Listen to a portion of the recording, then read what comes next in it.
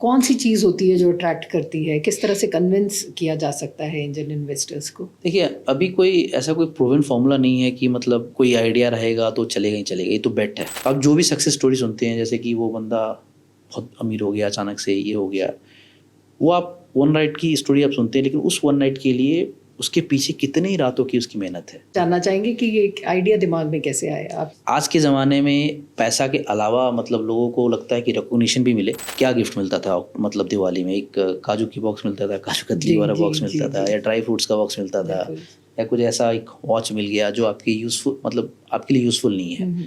हर किसी के लाइफ में प्रॉब्लम है, मतलब वो चाहे वो एम्प्लॉई हो, जॉब कर रहा है, या स्टार्टअप कर रहा है, या फिर घर में बैठा है। कई बार होता था कि मेरे पापा को 10-10 महीने, एक साल तक सैलरी नहीं मिलती थी, तो आईआईटी निकाला हमने। आईआईटी निकालने के लिए एक साल ड्रॉप भी लिया था मैंने। कुछ तो मैंने पेपर उठाया और उसकी उस तरह से मेरा हाथ पूरा कट गया, अभी भी पूरा स्ट्रेच है। तो 6 स्टिचेस लगे, उसी हाथ से मेरे को एग्जाम देना था। एवरेज मिडिल क्लास फैमिली क्या करते हैं, मतलब डर जाते हैं। ठीक है, अब बेटे ने आईआईटी कर लिया तो पैसे आने चाहिए, करना चाहिए। जनवरी 2011 में शादी हो गई और फरवरी 2011 में मैंने जॉब छोड़ दी। 2000 रुपये मुझे महीना निकालना होता था, तो मैं रेंट देता नहीं था।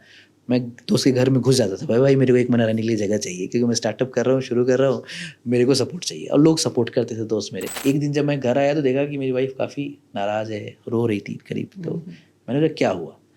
उसने बोला कि यार तुमको जब यही करना था तो तुमने शादी क्यों करी? आप अगर मेंटली हैप्पी हैं मतलब और फिजिकली ठीक है तभी आप इंजॉय कर सकते हैं।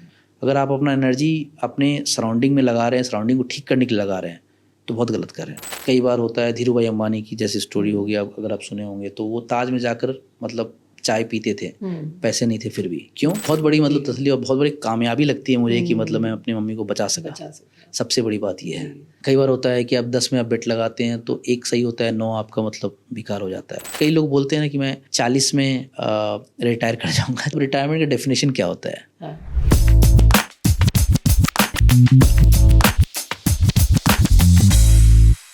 नमस्कार दोस्तों, मेरा टीवी पॉडकास्ट में आपका स्वागत है। और आज हम इस कार्यक्रम में मुलाकात करेंगे अभिषेक कुमार जी से, जो कि जोजो डे के को फाउंडर हैं और जमशेदपुर शहर से बिलोंग करते हैं, लेकिन इस समय वो रहते बेंगलोर में हैं। अपनी यात्रा के दौरान, व्यक्तिगत यात्रा के दौरान उन्होंने समय दिया, जिसके लिए हम उनके बहुत आभारी हैं। जोजो डे के बारे में मैं बताना चाहूँगी कि जो यात्रा 3 करोड़ से शुरू हुई और आज 1000 करोड़ के वैल्यूएशन पर काम कर रही है, उस कंपनी के को फाउंडर को अपने बीच पाकर हम बहुत अभिभूत हैं। और उनकी जो एंटरप्रेन्योरशिप की जर्नी रही है, हमें यकीन है कि वो हमारे युवाओं के लिए बहुत प्रेरणा स्रोत होगी, और इसीलिए हमने उनसे अनुरोध किया। और हम सौभाग्यशाली हैं कि उन्होंने हमारा अनुरोध स्वीकार किया और आज हमारे बीच हैं। नमस्कार अभिषेक जी, मेरा टीवी पॉडकास्ट में आपका हार्दिक स्वागत है। और आज जो बातचीत हम करने वाले हैं वो झारखंड के युवाओं के लिए तो है ही, मैं समझती हूँ देश और विदेश में रह रहे तमाम भारतीयों के लिए एक प्रेरणा की स्रोत बनने वाली है। हमारी बातचीत आरंभ हो इसके पहले मैं जानना चाहूँगी कि ये जोजो ब्रांड क्या है और क्या करता है। धन्यवाद मुझे बुलाने के लिए। और मैं चाहूँगा जितने लोग इससे इंस्पायर हो सकें, प्रेरित हो सकें, बिल्कुल मेरी कोशिश वही रहेगी। इट्स कॉल्ड जोजो डे, मतलब इसको जोजो डे कहते हैं हम लोग। जब हमने शुरू किया था तो ये एक आइडिया था हमारे दिमाग में कि गिफ्टिंग डोमेन में करना है। हम इसको पहले गिफ्ट जोजो बोलते थे, पहला ब्रांड था। लेकिन क्या होता है, स्टार्टअप जर्नी जब होता है, और हर एक कंपनी में साथ में होता है, तो स्टार्टअप जर्नी में हम जब करते जाते हैं तो फिर हमें आइडियाज़ थोड़ा रिफाइन होती जाती है। फिर उसमें क्या होता है कि हम उसको बोलते हैं पिवट करते जाते हैं। तो हमने पिवट करते करते इसको जोजो डे बना दिया। जोजो डे आज के दिन में एक SaaS बेस्ड कंपनी है। SaaS is a software as a service cloud based platform. क्या होता है कि जितनी कंपनीज़ हैं, मतलब इंडिया में हो या इंडिया के बाहर हो, हम ग्लोबली प्रेजेंट हैं जी। और 600 लोग एम्प्लॉई स्ट्रेंथ है हमारी, और हम कैटर करते हैं वर्ल्ड वाइड सबको। तो जो भी तरह की रिवॉर्ड्स रिकॉग्निशन हुए, जैसे एम्प्लॉय एंगेजमेंट प्रोग्राम्स होते हैं कंपनीज़ में, या बैंक्स का आपका कस्टमर लॉयल्टी प्रोग्राम्स होता है जिसमें आपको लेट्स से रिवॉर्ड पॉइंट्स देना होता है, या फिर क्रेडिट कार्ड पॉइंट्स देना होता है, या फिर लेट्स से मतलब कंपनीज़ में जो सेल्स की टीम होती है जी, उनको इंसेंटिव्स देना होता है। तो वो सब क्या होता है, एक्टिविटी बेस्ड रिवॉर्डिंग होता है। तो ये सारे चीज़ें हमारे प्लेटफॉर्म पे अवेलेबल है। कंपनीज आती हैं, अपना डेटा इंटीग्रेट करती हैं सिस्टम पे, और रूल इंजन बना हुआ है, रूल डालती हैं कि भाई इतना टारगेट हुआ तो इतना पैसा मिलना चाहिए, या फिर इस बंदे ने अच्छा किया तो उसको पैट ऑन द बैक करके अवार्ड मिलना चाहिए। तो ये सारी चीज़ें ऑटोमेट हो जाती हैं, तो बहुत सारा हेडेक जो है एचआर के हेड से ख़त्म हो जाता है। एचआर प्लस जो सीएसओ हुए हैं, जो बिजनेस हेड हुए हैं, ज़्यादा ट्रांसपेरेंसी भी रहती है, और ट्रांसपेरेंसी रहती है बिकॉज ये ज़्यादा रियल टाइम होता है, मतलब तुरंत के तुरंत उनको हाथों हाथ पता चलता है कि क्यों उनको रिवॉर्ड मिला, क्यों उनको इंसेंटिव मिला, क्यों उनको लॉयल्टी मिला। तो सारा चीज़ मतलब उस प्लेटफॉर्म में एकदम ट्रांसपेरेंटली अवेलेबल है। में होते हैं किस तरह? तो हम लोग क्या करते हैं, पॉइंट्स देते हैं, रिवॉर्ड पॉइंट्स। जैसे मतलब बहुत सिंपल एग्जांपल है आम जनता के लिए भी, क्रेडिट कार्ड पॉइंट्स मिलता है तो वो पॉइंट्स होता है। अब वहाँ पर क्या बैंक्स डिफाइन करती है कि भाई 1 पॉइंट बराबर 50 पैसा या 1 रुपया, व्हाटएवर, मतलब वो डिफाइन कर सकते हैं। सिमिलरली यहाँ भी जैसे कंपनी जो प्लेटफॉर्म यूज़ करती है वो कॉन्फ़िगर कर सकती हैं कि 1 पॉइंट बराबर 1 रुपया हुआ या 1 पॉइंट बराबर मतलब 2 रुपया हुआ। ग्लोबली भी वैसे ही है, मतलब करेंसी आप चूज़ कर सकते हैं कौन सी करेंसी में आपको रखना है। उसके बाद वो पॉइंट जब आप एक्यूमुलेट करते जाते हैं, एंड ऐसा नहीं है कि आपको 1 पॉइंट मिला तो वो पॉइंट उतना यूज़ होता है, एक्यूमुलेशन होता है, मतलब अलग अलग सिस्टम से आता है पॉइंट, एक्यूमुलेट होते जाता है। और हमारे मतलब बर्न सिस्टम में, मतलब जो मार्केट प्लेस है जिसमें गिफ्ट वाउचर्स है, मर्केंडाइजेज है, जिसमें एक्सपीरियंसेस है, फ़्लाइट बुकिंग है, लाउंज बुकिंग है, होटल बुकिंग है, सब कुछ है। तो पॉइंट यूज़ करके आप सब कुछ कर सकती हैं। और अभी हम लोग और क्या कर रहे हैं, बेनिफिट्स ऐड कर रहे हैं एम्प्लॉयज़ के लिए, कस्टमर्स के लिए, जिसमें आप यूटिलिटी बिल्स हुआ ना, जैसे गैस पे, मोबाइल पे, वो सभी ऐड करें। तो सारा पॉइंट अब जहाँ से अर्न करेंगे वो सारे पॉइंट एक्चुअली मतलब एक करेंसी हो गया। इसको यूज़ करके इस्तेमाल आप कहीं भी यूज़ कर सकते हो। तो वो भी प्लेटफॉर्म हम मैनेज करते हैं पूरा एंड टू एंड। तो जितना सॉल्यूशन है पूरा एंड टू एंड हम मैनेज करते हैं और हम ये कस्टमर्स को देते हैं।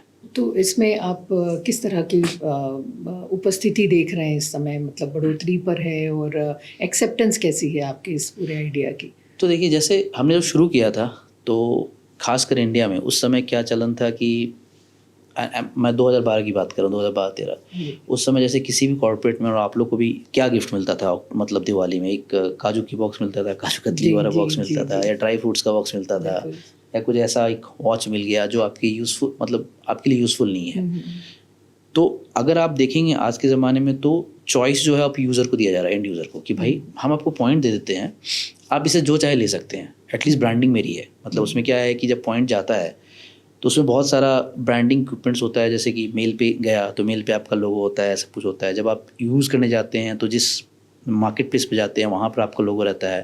तो एक तो ब्रांडिंग पर्सपेक्टिव से, दूसरा इंगेजमेंट पर्सपेक्टिव से। तो बेसिकली आप मतलब पॉइंट्स जब दिए और आप टूल में मतलब हैं, तो आपको पता है कि यहाँ से हमको पॉइंट मिल रहा है, तो आप इंगेज हैं उस ब्रांड से। तो आज के ज़माने में आप देखेंगे कि लॉयल्टी बहुत बड़ी चीज़ हो गई है, एम्प्लॉय एंगेजमेंट भी बहुत बड़ी चीज़ हो गई है, मतलब रिटेनरशिप इसको कहते हैं। मतलब अगर आपको कस्टमर को रिटेन करना है, एम्प्लॉय को रिटेन करना है, सैलरी देने से बेटर, सर्विस देने से बेटर, मतलब से ऊपर आपको लॉयल्टी या एंगेजमेंट, ये सब जैसे कैशबैक हुआ। मतलब अगर आप देखेंगे बहुत सारे ब्रांड आए, उन्होंने बाकी ब्रांड्स को बंद करवा दिया। क्यों? क्योंकि उन्होंने बहुत सारे लॉयल्टी ऑफर्स वगैरह मतलब कैंपेन्स रन किए, और उसकी वजह से क्या हुआ, बाकी ब्रांड बंद हो गए, सारे कस्टमर्स यहाँ पर शिफ्ट हो गया। सब चाहते हैं, सारे ब्रांड्स चाहते हैं कि हम इस तरह का प्रोग्राम यूज़ करें और अपने एम्प्लॉयज़, कस्टमर, सेल्स पीपल को इंटैक्ट रखें, इंगेज रखें। तो इसका एक्सेप्टेंस बहुत हाई है। से आपको कैसा रिस्पॉन्स मिल रहा है? बहुत अच्छा रिस्पॉन्स मिल रहा है, बिकॉज इसका एक्सेप्टेंस बहुत हाई है अभी।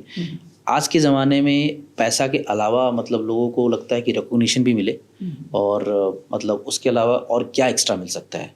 तो ये एक गिफ्ट की तरह देखा जाता है कि भाई ये ब्रांड मेरे को वैल्यू कर रही है। मतलब किसी को भी आप देंगे, मतलब on top of what they are getting, जितना वो पे कर रहे हैं या जितना काम कर रहे हैं वो तो उनका मिल ही रहा है उनके लिए, उसके बराबर पैसा वगैरह या सर्विस जो भी है।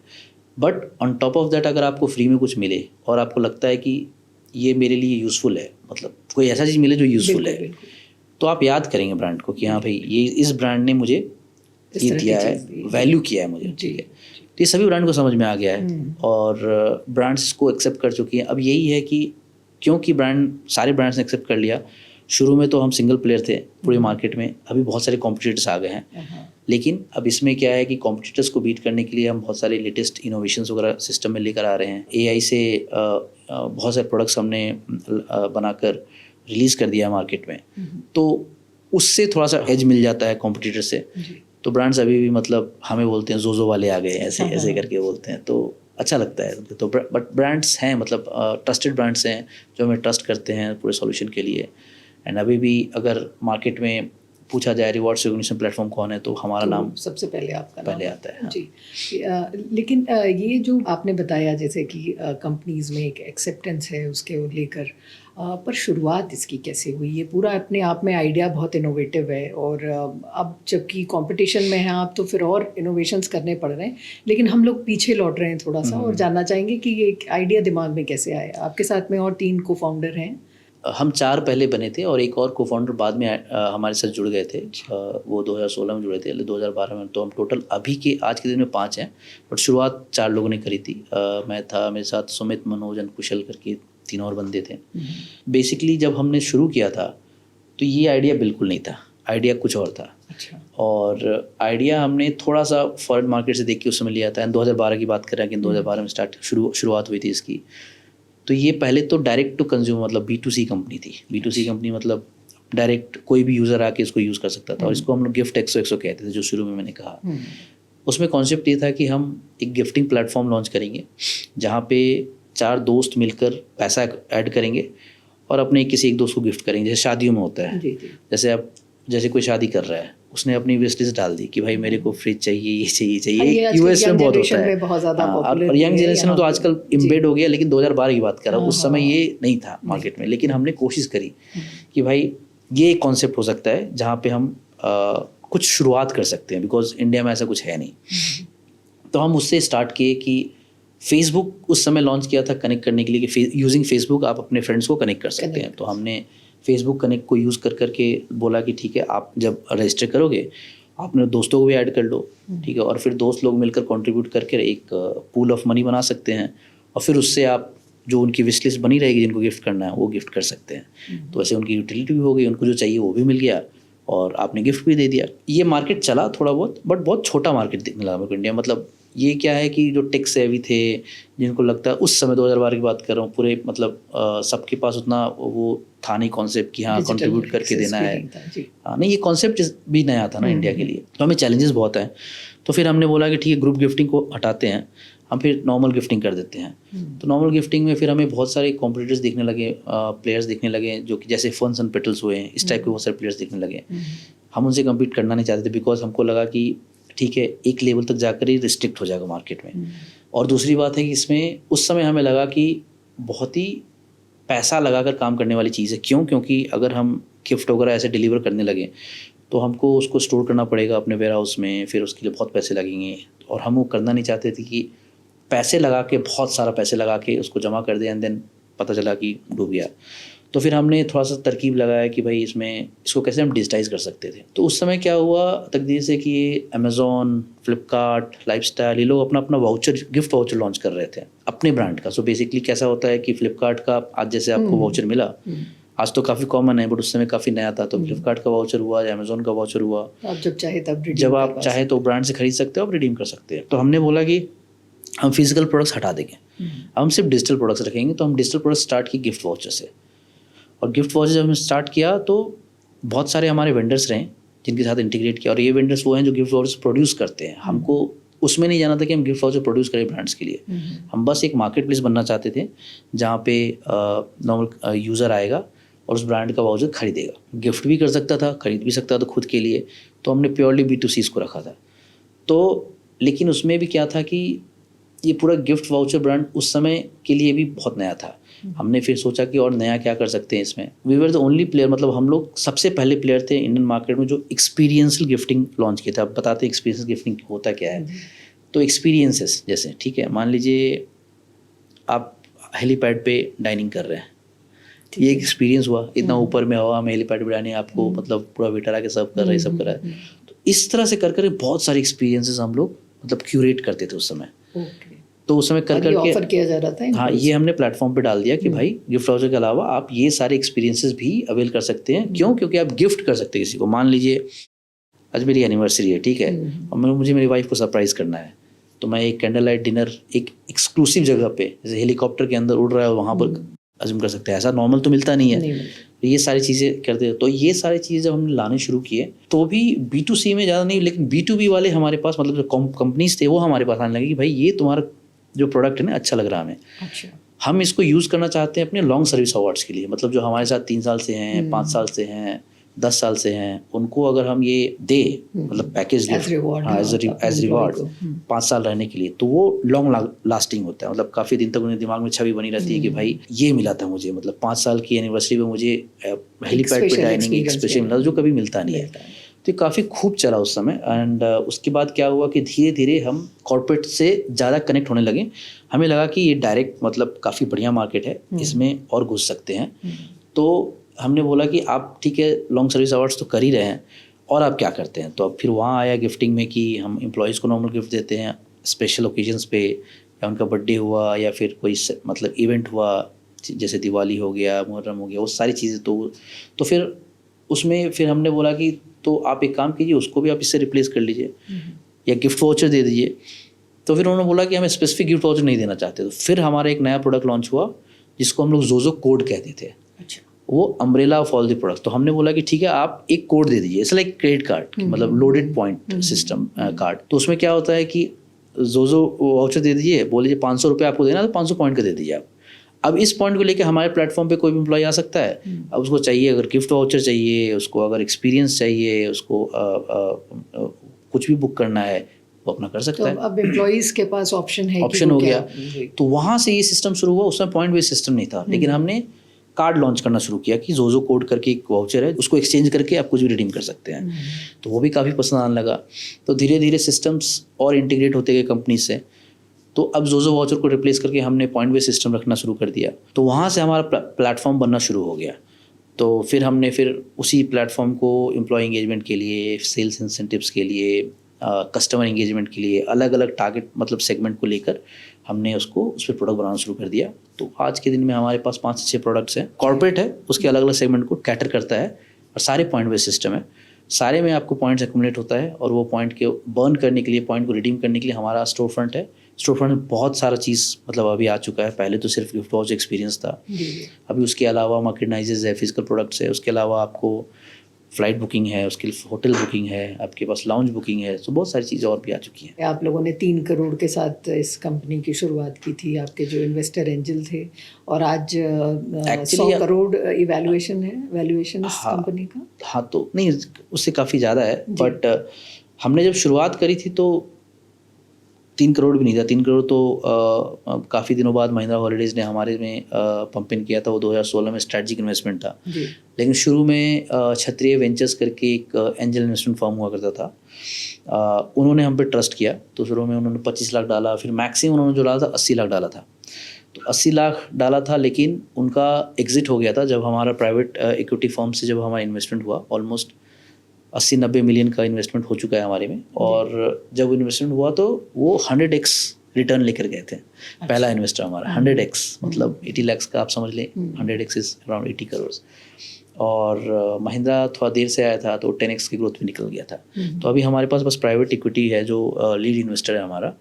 बाकी सबको एग्जिट हमने दे दिया, सारे इन्वेस्टर्स को, और खुशी खुशी सब इन्वेस्टर निकल गए थे। तो ये जब स्टार्टअप कोई स्टार्ट करता है तो मुझे लगता है सबसे बड़ी समस्या तो एक फाइनेंस की होती है कि वो कैसे पैसे जुटाएं। फंड जुटाना बहुत बड़ी समस्या है। आप किस तरह से पिच इन करते हैं? आपको मतलब अब देखकर ये स्टार्टअप की दुनिया में आप इतने दिनों से हैं, और मुझे लगता है कि पायनियर्स में से हैं हिंदुस्तान में। कौन सी चीज़ होती है जो अट्रैक्ट करती है? किस तरह से कन्विंस किया जा सकता है एंजल इन्वेस्टर्स को? देखिए, अभी कोई ऐसा कोई प्रूवन फॉर्मूला नहीं है कि मतलब कोई आइडिया रहेगा तो चलेगा ही चलेगा। ये तो बेट है, मतलब पूरी तरह से, ठीक है। बट इसमें भी एक कैलकुलेटेड बेट होता है, मतलब कि हाँ, हमें लगता है कि इसके पीछे कौन से लोग हैं। तो सबसे बड़ी बात होती है कौन बंदा इसको बना रहा है, कौन कर रहा है स्टार्टअप, उसमें क्या दूर तक जाने की क्षमता है, लंबा खेलने की क्षमता है या नहीं है, ठीक है। अगर है तो कुछ ना कुछ तो कर ही देगा, ठीक है। जैसे मैंने बोला हमारा आइडिया कहाँ था और हम कहाँ पहुँचे, और ये सबके साथ होता है। मतलब 3 साल में, शुरू के 3 साल में ही आपका प्रोडक्ट इतना चेंज हो जाता है कि आपने जो डे 1 में सोचा था, पहले दिन सोचा था, और जो अभी आप सोच रहे हैं बिल्कुल अलग होगा, मतलब 360 डिग्री होगा, या फिर हो सकता है एकदम ही डिफरेंट हो। लेकिन अगर वो बंदे सही हैं जो इसको कर रहे हैं, उनमें वो एंथुजियाज्म है, मतलब एनर्जी है, वो कर लेंगे। तो सबसे बड़ी चीज़ होती है कि लोग कौन है जो इसको कर रहे हैं, और उसके बाद उनकी क्लैरिटी क्या है, मतलब किस चीज़ का पीछा कर रहे हैं। मतलब वो फेम देख रहे हैं, पैसा देख रहे हैं, या कोई प्रॉब्लम सॉल्व करने की कोशिश कर रहे हैं जेन्युइनली, तो ये सबसे बड़ा फैक्टर होता है किसी भी एंजल इन्वेस्टर के लिए, ठीक है। क्योंकि कई बार होता है ना, और वो देखा एक मी टू मूवमेंट होता है, लोगों को लगता है कि चलो हम कोशिश करते हैं, 2 साल में कुछ नहीं हुआ तो वापस हम जॉब में चले जाएंगे। मेरे हिसाब से ना, ये जो स्टार्टअप है, एंटरप्रेन्योरशिप है, ये वन वे जर्नी है, मतलब आपको चलते जाना है, तभी आप एक दिन जाके सक्सेसफुल हो जाएंगे। आप जो भी सक्सेस स्टोरी सुनते हैं, जैसे कि वो बंदा बहुत अमीर हो गया अचानक से, ये हो गया, वो आप वन नाइट की स्टोरी आप सुनते हैं, लेकिन उस वन नाइट के लिए उसके पीछे कितनी ही रातों की उसकी मेहनत है, कितनी बार वो गिरा होगा, कितनी बार उठा होगा, कितनी बार चला होगा, कोई नहीं जानता है ना। तो ये चीज़ यही है कि किसमें इतना जज्बा है कि वो चलता रहे। बहुत सारे प्रॉब्लम्स आएंगी ही आएंगी, मतलब कोई भी इंसान बिना प्रॉब्लम को तो आगे बढ़ता ही नहीं है। हर किसी के लाइफ में प्रॉब्लम है, मतलब वो चाहे वो एम्प्लॉय हो, जॉब कर रहा है या स्टार्टअप कर रहा है या फिर घर में बैठा है, मतलब हर तरह के प्रॉब्लम्स आएंगे आपकी लाइफ में। लेकिन आपको अपने विजन पर फोकस करना है और आगे बढ़ते रहना है जी। अगर किसी बंदे का विजन इतना क्लियर है कि उसको करना क्या है लाइफ में, और अगर उसकी बैकग्राउंड अच्छी है, वो जो पता है मुझे, तब तो आसान हो जाता है डिसीजन मेकिंग। लेकिन फिर भी अगर आपको लगता है कि ये बंदा कुछ कर लेगा, जो फील आती है कई बार बात करने से या फिर उसके बैकग्राउंड से, तो फिर उसको उस पर बेट लेना सही होता है। लेकिन चूंकि आपने जज्बे की बात की है और जुनून की बात की है, तो मुझे लगता है कि आपकी कहानी से बेहतर तो हो नहीं सकता। तो अब बातचीत जो है वो हम लोग थोड़ी सी व्यक्तिगत दिशा में और आपके परिवार की तरफ जो है मोड़ेंगे। और मुझे तमाम दर्शकों को बताते हुए बहुत खुशी हो रही है कि अभिषेक जी मोतिहारी से हैं और उसके बाद झारखंड और जमशेदपुर में जो है वो उन्होंने अपनी ज़मीन तलाशी और उसके बाद फिर आसमान का रास्ता तय किया। तो हमें ये बताइए कि मोतिहारी से आप जमशेदपुर कैसे आए, और फिर जमशेदपुर में किस तरह से आप IIT बॉम्बे में आपका प्रवेश हुआ, और जब आप मोतिहारी में थे तो किस तरह की शिक्षा दीक्षा आपकी हो रही थी, आपकी पारिवारिक पृष्ठभूमि किस तरह की थी, और यहाँ आने पर आपने किस तरह से एडजस्ट किया जमशेदपुर में, ये थोड़ी सी जानकारी। तो मोतिहारी में मेरा जन्म हुआ था, एंड अभी मतलब वो पूर्वी चंपारण करके ज़िला है, वहाँ पर होता है, बिहार की बात करें, बिहार में एकदम मतलब नॉर्थ में है। और वहाँ पे बहुत ज़्यादा सुविधा थी नहीं उस समय, तो मतलब बहुत ही छोटे से मिडिल क्लास फैमिली से हम लोग बिलोंग करते थे, जहाँ पे पापा मतलब सरकारी नौकरी करते थे और करते रहे हैं। तो मोतिहारी में जन्म तो हुआ, मैंने कक्षा 3 तक वहाँ पढ़ाई करी थी। उसके बाद क्या हुआ था, एक मतलब बीच में बिहार झारखंड का डिवीज़न हुआ था। तो क्योंकि बिहार में उस समय सिचुएशन बहुत अच्छी थी नहीं सरकारी नौकरी में, मतलब कई बार होता था कि मेरे पापा को 10-10 महीने, 1-1 साल तक सैलरी नहीं मिलती थी, तो मतलब किस तरह से हम लोग काम चलाते थे, ठीक है। फिर पापा को लगा कि मतलब बेटर अपॉर्चुनिटी ये होगा कि यहाँ पर झारखंड में आए, तो उन्होंने किसी तरह से मतलब झारखंड को झारखंड कैडर ले लिया और झारखंड में आ गए हम लोग। तो जब हम झारखंड में आए तो पहले हम जमशेदपुर में आए थे, और जमशेदपुर में आए थे तो मतलब एक बहुत ही छोटे से घर में हमने मतलब हमें घर मिला था किराए पे, और उसमें मेरे पापा तब भी सरकारी नौकरी में थे, तब भी चैलेंज सेम था, क्योंकि पहले तो वो बिहारी था ना पूरा, बाद में कट के बिहार और झारखंड बना, तो वर्क कल्चर ऑलमोस्ट सेम, तो धीरे धीरे चेंज हो रहा था, धीरे धीरे उसमें जो गवर्नमेंट की पॉलिसीज़ आने शुरू हुई थी उस समय होता। तो उस समय फिर पापा ने सरकारी नौकरी के साथ साथ अलग थोड़े से मतलब प्राइवेट जॉब्स करनी शुरू कर दी। यहाँ फैक्ट्रीज बहुत हैं, उसमें फ़ायदा मिला, तो हमें थोड़ा सा उसमें लेवरेज मिला। तो उस समय IIT वगैरह तो कुछ कॉन्सेप्ट था नहीं, मतलब मेरे को कुछ पता नहीं था उस समय भी, तो मतलब ज़िंदगी नॉर्मल चल रही थी। फिर मतलब 10th 12th हुआ हमारा, तो मैं पढ़ाई यहाँ DAV NIT से किया मैंने, और 10th 12th हमने JPS से किया, जमशेदपुर पब्लिक स्कूल। और वहाँ पर फिर मेरे को समझ आया कि मतलब IIT कुछ चीज़ होती है, लोगों से बात करके समझ के कि हाँ भी करना है। बट एक चीज़ था कि मतलब शायद ऐसा लगता है कि मतलब हो सकता है फिल्मों का असर हो या जो भी हो, ऐसा लगता था बचपन में कि यार अब करेंगे कुछ तो अपनी कंपनी खोलेंगे। कुछ जमशेदपुर का भी असर रहा होगा, कुछ जमशेदपुर का, टाटा का नाम बहुत सुनते थे, तो ऐसा लगता था कि चलो अब कुछ तो करते हैं, हम भी करेंगे, कुछ हो चाहे नहीं हो, पॉकेट फटा पड़ा है, कुछ भी पड़ा है, लेकिन जज्बा तो है पूरा। पापा भी बोलते थे, हाँ एक सीरियल आता था उस समय, मुंगेरी लाल के हसीन सपने, पापा मुझे को चिढ़ा देते, हाँ मुंगेरी लाल के हसीन सपने देखा करो। मैं बोला ठीक है, मतलब कोई दिक्कत नहीं, इसमें क्या है। तो फिर उस समय इतना पाथ क्लियर नहीं था कि हम कैसे करेंगे, क्या करेंगे, बस ये था करेंगे, इतना ही कॉन्सेप्ट था। तो ये बचपन से था कि करेंगे। तो धीरे धीरे कोशिश करते करते फिर IIT निकाला हमने। IIT निकालने के लिए 1 साल ड्रॉप भी लिया था मैंने, मेरा हो गया था बहुत सारे इंजीनियरिंग कॉलेज में, लेकिन एक जुनून सा हो गया था कि नहीं अब तो IIT में ही जाना है, ठीक है कुछ भी हो जाएगा। तो फिर मैंने सेकेंड ईयर को मतलब 1 साल ड्रॉप लेकर तैयारी करी और फिर IIT बॉम्बे में गए हम। मतलब IIT निकला, रैंक्स थोड़ी बेटर थी तो IIT बॉम्बे मिला हमें। मिल तो सकता था IIT खड़गपुर, सब लोग IIT खड़गपुर कानपुर जाते थे, लेकिन मुझे क्यों ऐसा लगा कि IIT बॉम्बे ग्लोबलाइजेशन के हिसाब से बेटर है और वो फाइनेंशियल कैपिटल भी है। इतना नॉलेज नहीं था, इतना ज्ञान नहीं था उस समय कि मतलब ये कहाँ जा रहा है क्या जा रहा है, बट ऐसा लगा कि क्योंकि हम सोच रहे हैं, सोचते रहते हैं, तो शायद मेरे को सही दिशा में लेती जा रही तकदीर है मेरी। तो फिर मैं IIT बॉम्बे में गया और IIT बॉम्बे में जाकर एक्चुअली मुझे बहुत अच्छा कल्चर मिला, जहाँ पे एंटरप्रेन्योरशिप कल्चर बहुत अच्छा है। बहुत ज़्यादा जी। आज के दिन में IIT खड़गपुर, IIT कानपुर और बाकी सारे IIT से निकलते हैं, लेकिन IIT बॉम्बे से जब मैं निकला उस समय बहुत सारे स्टार्टअप्स निकलते थे और बहुत एग्जाम्पल्स थे मेरे साथ। इवन यहाँ पर जब हम IIT मतलब जब मैं IIT की तैयारी भी कर रहा था तो एक साल सर्वाइव करने के लिए मैंने 1-2 लाइब्रेरी मैनेजमेंट सिस्टम बनाया था सॉफ्टवेयर, अच्छा पढ़ते पढ़ते, और वो बेच भी दिया था।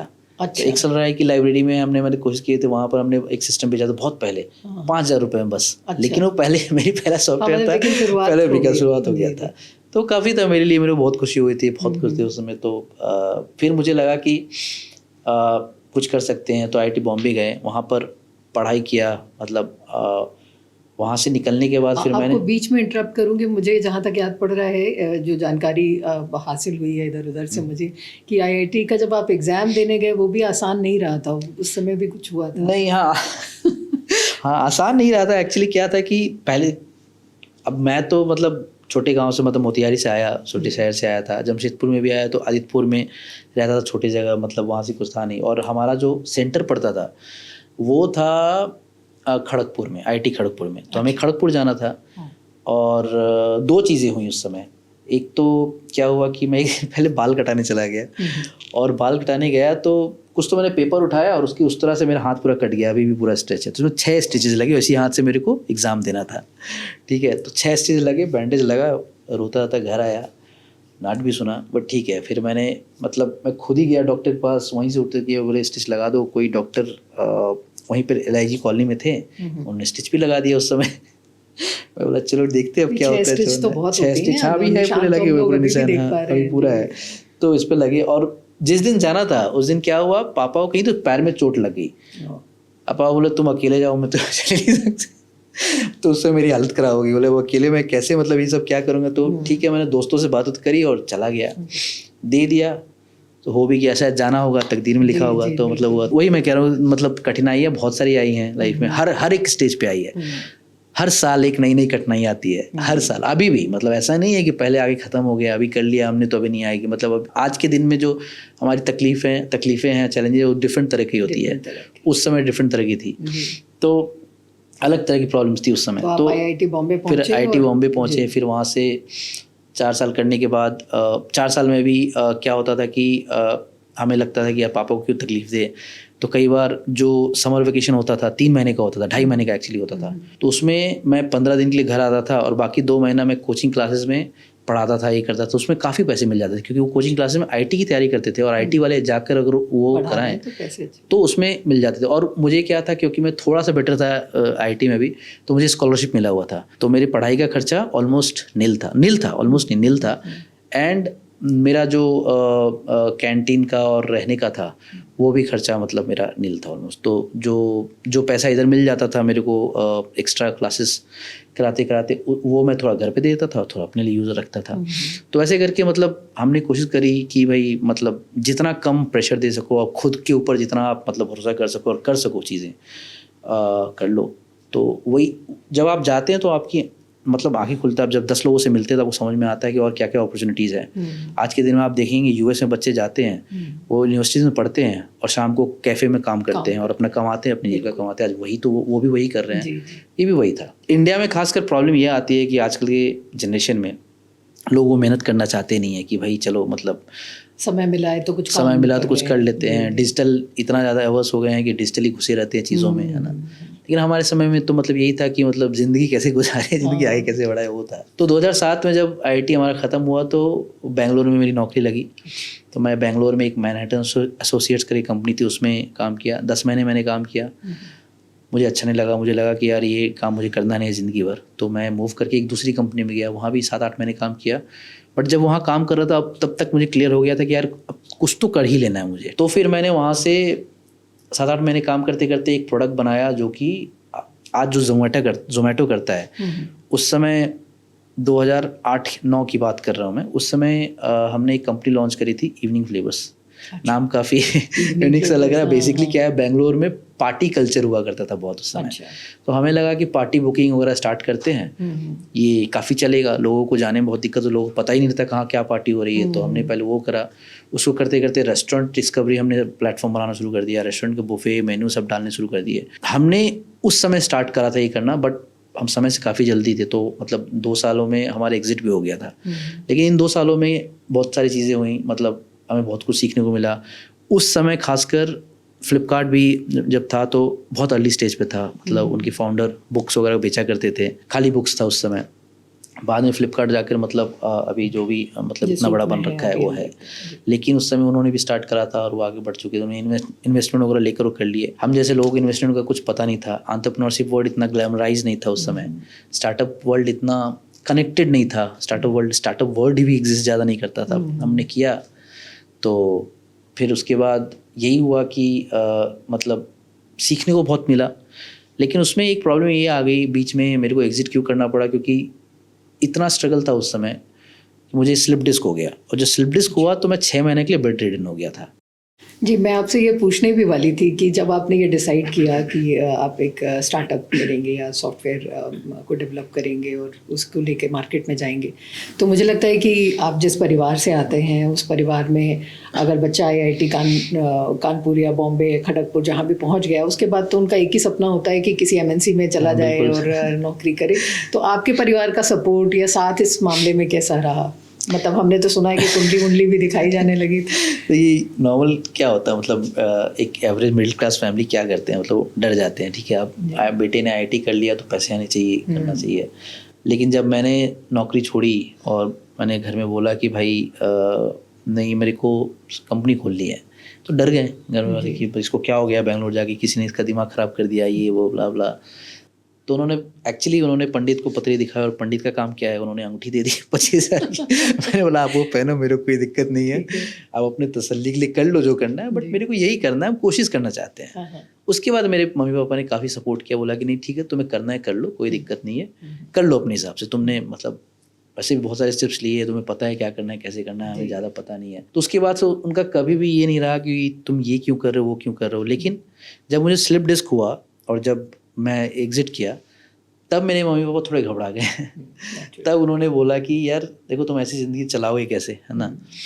तो क्या होता है एवरेज फैमिली में, वही हुआ मेरे साथ। हुआ कि बोले कि भाई इसकी शादी कराते हैं। और 2 साल निकले हुए हुआ था मेरे को। 2007 में मैंने किया था इंजीनियरिंग, और 2008 में मैंने जब स्टार्टअप किया था 2010 तक किया।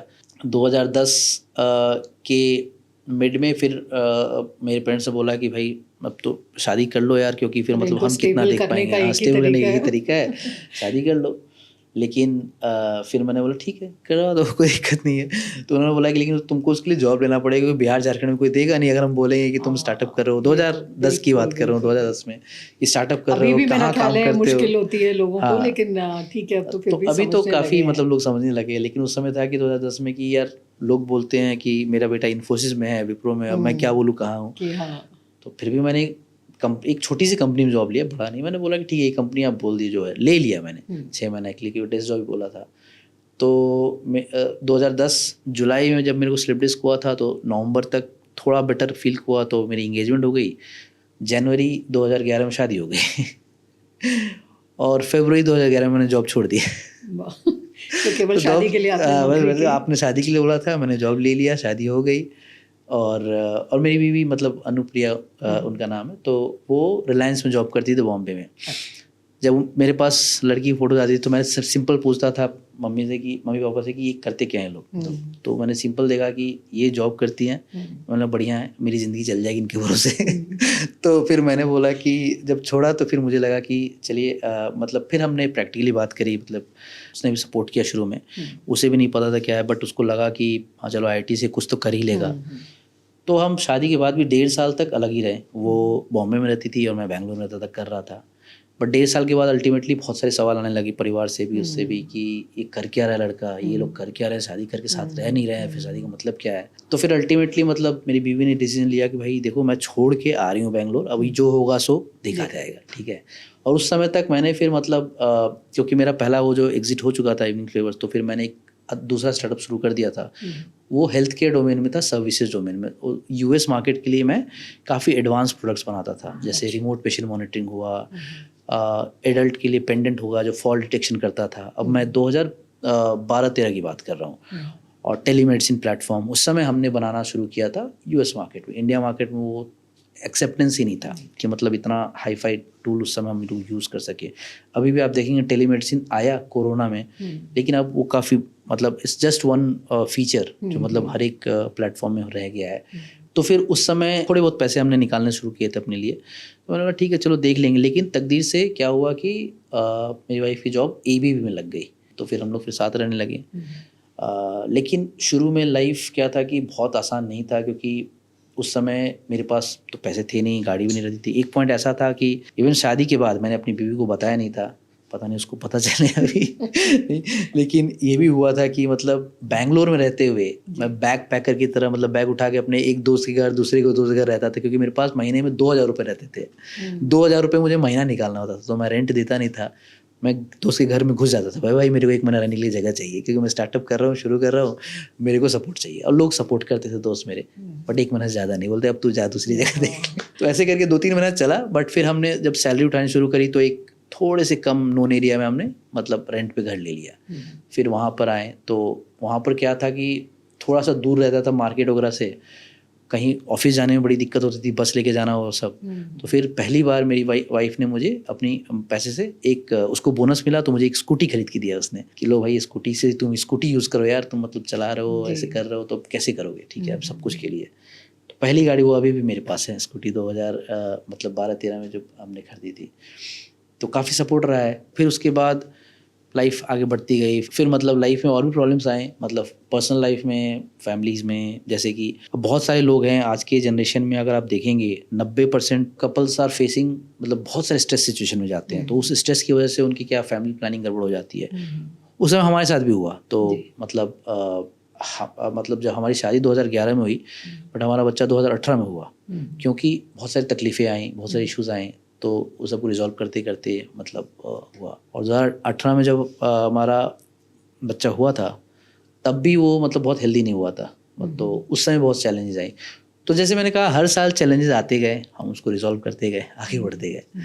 तो फिर ये जो हेल्थ केयर पे आप काम कर रहे थे, वो भी आपने फाइनली तो वो क्या हुआ कि हेल्थ केयर में जब हम काम कर रहे थे, तो उसके बाद उसमें ये हुआ कि जो कंपनी हमसे प्रोडक्ट बनवा रही थी, उस कंपनी का नाम था वो केयर, VOCARE, वो केयर, यूएस की कंपनी थी, इंडियानापोलिस बेस। उसने ही उस प्रोडक्ट को खरीद लिया। तो प्रोडक्ट ही था हमारे पास जो था। तो जब प्रोडक्ट को खरीद लिया तो फिर हमारे पास कुछ बचा नहीं, और हम सर्विस बेस्ड प्रोडक्ट कंपनी थे। तो मुझे लगा कि अच्छा समय है कि हम अब प्रोडक्ट बेस्ड कंपनी की तरह अप्रोच करें। तब मैं अपने अभी एग्जिस्टिंग को फाउंडर है उनसे मिला, और फिर हमने क्या किया कि जो एग्जिस्टिंग टीम थी मेरी पास, जो प्रोडेंटल टेक्नोलॉजी बोलते थे, पूरी टेक्नोलॉजी टीम को उठाकर गिफ्ट जोजो में डाल दिया। HR प्रोडक्ट टीम सब कुछ रेडीमेड बना बनाया हमें मिल गया, पूरा टीम उठाकर यहाँ ले आया, और फिर यहाँ से हमने प्रोडक्ट बनाना शुरू कर दिया। तब से हमारी गिफ्ट जोजो की जर्नी शुरू हुई, और अभी मतलब हम सब साथ हैं। फाउंडर्स से कैसे मुलाकात हुई आपकी? और जहाँ तक मैं समझती हूँ कि 4 लोगों का एक साथ एक ही विजन को लेकर काम करना, कभी कभी कुछ समस्याएं भी आती होंगी आपस में? हमेशा आती है समस्याएं, हमेशा आती है, और हमेशा रहता है। मुलाकात कैसे हुई उसको पहले बता दूं। मुलाकात तो ऐसे है कि पहले जब ये लोग मनोज और सुमित ये लोग दिल्ली में रहते थे। अच्छा। तो फिर इनको चाहिए था कि एक टेक पार्टनर, टेक को फाउंडर कौन मिले। तो उस समय जब मेरा इवनिंग फ्लेयर्स जो पुराना जब मेरा एग्जिट हुआ था, तो एक मेरा दोस्त शायद किसी कॉन्फ्रेंस में गया हुआ था, उसने मेरा डिटेल इनसे शेयर किया, तो हमारी बातचीत होनी शुरू हुई। तो मैंने इनको बोल दिया देखो भाई मैं बैंगलोर छोड़ के तो नहीं आ सकता, क्योंकि टेक हब बैंगलोर है। तो फिर ये दोनों उठ के आ गए, दिल्ली छोड़ के बैंगलोर आ गए। तो ये अच्छा लगा मैं कि भाई मतलब जज्बा है, कुछ करना है साथ में तो करते हैं। तो ये काफ़ी अच्छा लगा। तो हमने काफ़ी मीटिंग्स करी, पहले डिसाइड करने से पहले कि साथ करना है कि नहीं करना है। कम से कम 40-50 मीटिंग्स करी होगी हमने, करना है कि नहीं करना है, एक दूसरे को समझने की कोशिश करी, ठीक है। और फिर तब तक हमारे बीच में एक चौथा को फाउंडर भी आ गया, कुशल, तो वो भी जुड़ गया हमारे साथ। तो फिर हमने फिर वो कंपनी बनाकर फिर शुरू कर दिया। फिर जब हमें लगा कि हाँ साथ कर सकते हैं, शुरू कर दिया। हुए, लड़ाई झगड़े भी होते हैं, मतलब को फाउंडर्स हैं, अलग अलग मतलब विचार है, अलग अलग मतलब तरीके होते हैं, काम करने का तरीका अलग होता है, लेकिन एक चीज़ रहता है, कॉमन रहता है, कॉमन विजन मतलब कंपनी का। तो मेरा ये था कि कंपनी के लिए हम काम कर रहे हैं, किसी और के लिए तो काम कर नहीं रहे हैं, ठीक है, और सब मतलब कंपनी बनाने के लिए, और सबका यही था, मतलब एक चीज़ अच्छी थी कि हम सबका विजन कॉमन था कि कंपनी को बड़ा बनाना है। तो आपसी मतभेद हमेशा रहता है, तो लेकिन मतभेद भी इसीलिए है कि कंपनी और अच्छी किस बात है तरह से मतभेद आगे रहे बढ़े। तो, क्योंकि अगर आप एक दूसरे को क्वेश्चन नहीं करेंगे तो हो सकता है आप गलत रास्ते पर चल रहे हो, आप सही रास्ता पकड़ेंगे कैसे, है ना। तो मतभेद होना भी अच्छी बात है, उसको रिजॉल्व करना बहुत ज़रूरी रहता है, जो हम करते रहते हैं आपस में बात करके, थोड़ा सा मतलब ये करके। तो एक चीज़ अच्छी है कि हमने पर्सनल और प्रोफेशनल लाइफ में एक बाउंड्री खींच रखा है कि पर्सनल लाइफ को भाई इम्पैक्ट नहीं होने देंगे प्रोफेशनल लाइफ से, क्योंकि अगर दोनों इम्पैक्ट हो जाएगा तो फिर आप अलग हो जाएंगे। मतलब ये सिंपल सी बात ये होती है कि आज के ज़माने में लोग प्रोफेशनल झगड़े को पर्सनल झगड़े में बदल देते हैं। तो वो चीज़ क्या होता है कि मतलब फिर वो आप अलग हो जाते हैं। हमने कभी वैसा नहीं किया, हमने कभी प्रोफेशनल झगड़े को या डिस्कशंस को पर्सनल डिस्कशन पर नहीं लाए हम कभी, तो वो चीज़ एक बना रहा। तो फैमिली वैल्यूज से हम बहुत कनेक्टेड रहे एक दूसरे के साथ, हर एक इवेंट में, पार्टीज़ में हम साथ में करते हैं, कहीं घूमने भी जाते हैं, कभी कभी तो हम साथ में जाते हैं, वहाँ काम की बातें नहीं करते हैं, तो वो हमेशा रहा है। तो उसकी वजह से हम अभी तक मतलब बने हुए हैं। तो फैमिलीज़ की बॉन्डिंग काफ़ी अच्छी है, हमारे वाइफ्स काफ़ी एक दूसरे की काफ़ी अच्छी फ्रेंड्स हैं, बच्चे एक दूसरे के साथ काफ़ी खेलते हैं, इसलिए वर्क प्लेस पे भी एक एक रहता है। हाँ, जो टेंशन रहता है वो टेंशन वर्क प्लेस तक ही रहता है, वो उसके बाद नहीं रहता, और हमेशा नहीं रहता वो, तो कभी कभी मतलब डिसीजन मेकिंग किसी चीज़ पे रहता है, और वो रहना भी चाहिए, क्योंकि मतलब आप एक दूसरे को क्वेश्चन नहीं करेंगे तो आगे कैसे बढ़ेंगे। फैमिली और वर्क की जो हम लोग बात कर रहे हैं, आज के ज़माने में बड़ा एक कॉन्सेप्ट चला हुआ है वर्क लाइफ बैलेंस का, तो आप कितना मानते हैं? कुछ इस पर भी अगर रोशनी डालेंगे यंगस्टर्स के लिए तो बहुत अच्छा होगा। मतलब मैं तो बहुत बड़ा मतलब बिलीवर हूँ इसमें, बहुत ज़्यादा विश्वास करता हूँ। अभी क्या है कि लाइफ में अगर आप देखेंगे, मेरे को पर्सनल लेवल पे मेरे को बहुत इश्यूज़ हुए हैं। जैसे मैंने बताया, जब मैं शुरू कर रहा था जोजो डे, और उस समय भी जब हम बहुत काम करते थे, तो एक वाक़या याद है मुझे क्या हुआ था उस समय।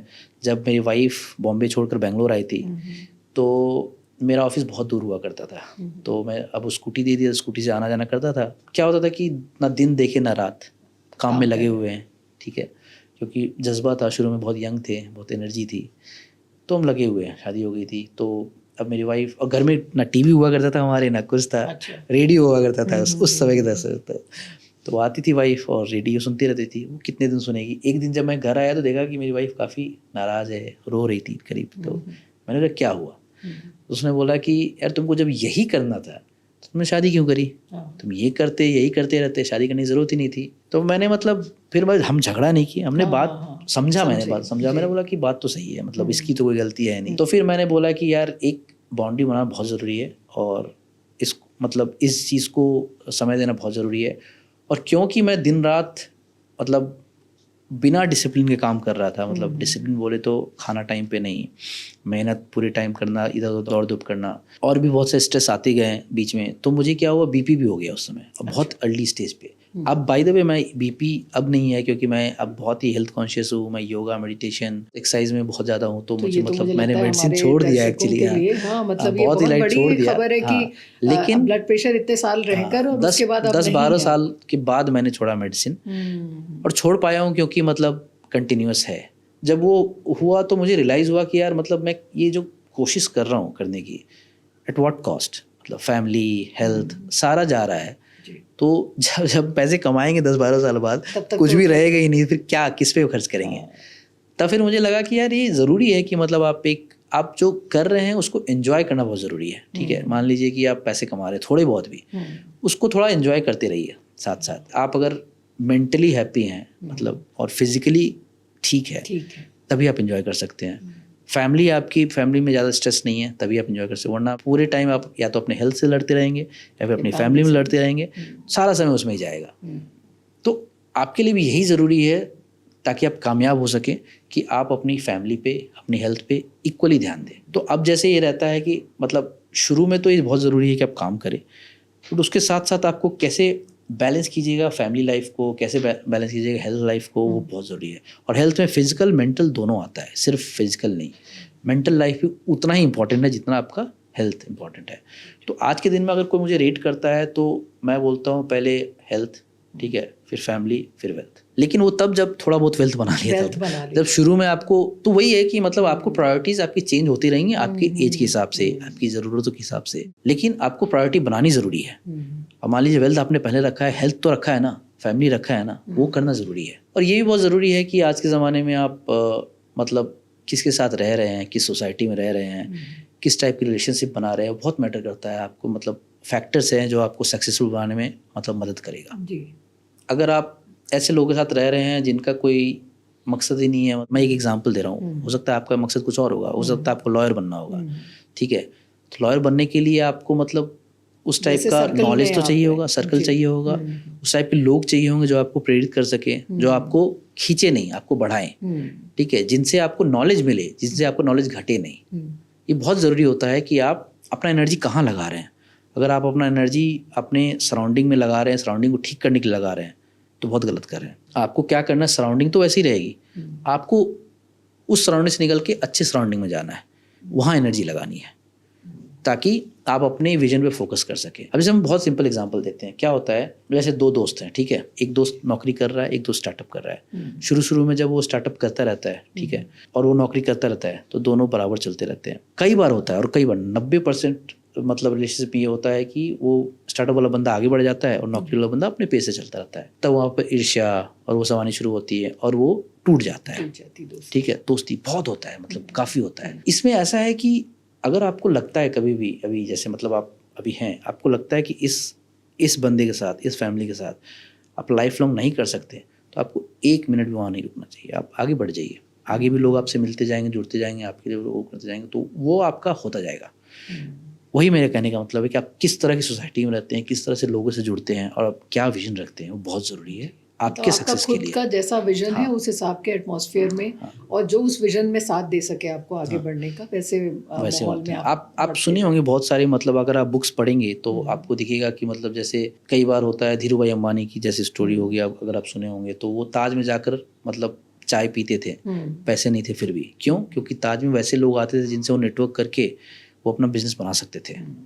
पैसे नहीं थे, लेकिन जितने पैसे कमाते थे पूरा उसमें चाय पीने में लगाते थे। ताज की चाय बहुत महंगी उस समय हुआ करती थी, तो उसमें लगा देते। तो उनका वो था कि भाई मैं ऐसे लोगों के बीच में रहूंगा तभी मैं कर पाऊंगा, नहीं तो नहीं कर पाऊंगा। तभी आज जाके वो धीरू भाई अंबानी, वो मतलब अंबानी फैमिली बनी है। जी जी जी, है ना। अभिषेक जी, लाइफ में ऐसा बहुत बार देखा गया है कि जब आप बहुत आगे बढ़ने की कोशिश कर रहे होते हैं, तो कभी कभी व्यक्तिगत ज़िंदगी जो है वो हमारी बड़ी परेशानियों भरी गुजरती है। कुछ परेशानियों का तो आपने जिक्र किया, लेकिन जहाँ तक मेरी जानकारी है, आपके एक भाई हैं और एक बहन है।